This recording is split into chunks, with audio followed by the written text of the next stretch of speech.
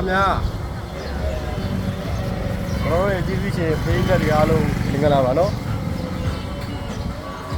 ဒီကားလေးရဲ့လှုပ်ချက်လေးကိုကျွန်တော်လိုက်ပြမှာဖြစ်ပါတယ်ဒီကားလေးကအခုဒီကားလေးကဒီဘောနဲ့လေးလဲထားရပေါ့နော်ဒီဘောနဲ့လေးလဲထားတယ်ဗာတက်တာတော့ဆိုတော့ဒီဘောကပေါက်လာတာပေါ့နော်ပေါက်လာတဲ့တိုင်းတာမှာခေါင်းမိုးပါတယ်ဘောနဲ့တွေပါနောက်ခင်တွေပါမယ်ပေါ့နော်နောက်မှကျွန်တော်တို့ကသူကသေးဘောလီပြီးသွားပြီပေါ့နော်ဘောလီပြီးသွားတော့သေးပိုင်းကိုကြက်လက်တူပြပါဖြစ်ပါတယ်ခင်ဗျာဒါလေးချက်လိုက်တက်ကြည့်ပါဦးဒီကောင်လေးကအကုန်လုံးခောက်သွားပါတော့ဒီလိုခောက်ပြီးတော့ဆုတ်သွားတယ်အောက်မှာပြန်ဆွဲဆက်ပြီးတော့ကျွန်တော်တို့စပေါ့နေရာတွေလည်းပေါ့နော်တတိမပါအောင်ပေါ့နော်စပေါ့ကိုလည်းပျက်စီးမှုမဖြစ်သွားအောင်ပေါ့နော်အဲ့ဒါကိုပြန်လည်ပြုပြင်တာဖြစ်ပါတယ်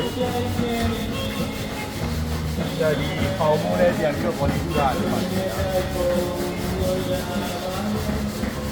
ပေါင်မိုးလေးကကျွန်တော်ဒီဘက်ပြန်လည်ပြုပြင်မှာဖြစ်ပါတယ်ဒါလေးကို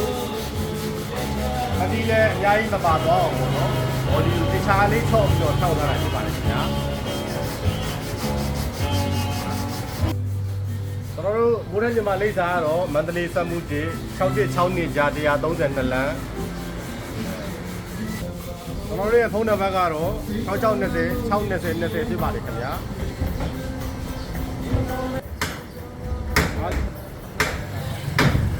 အားလုံးကျေးဇူးတင်ပါတယ်ခင်ဗျာ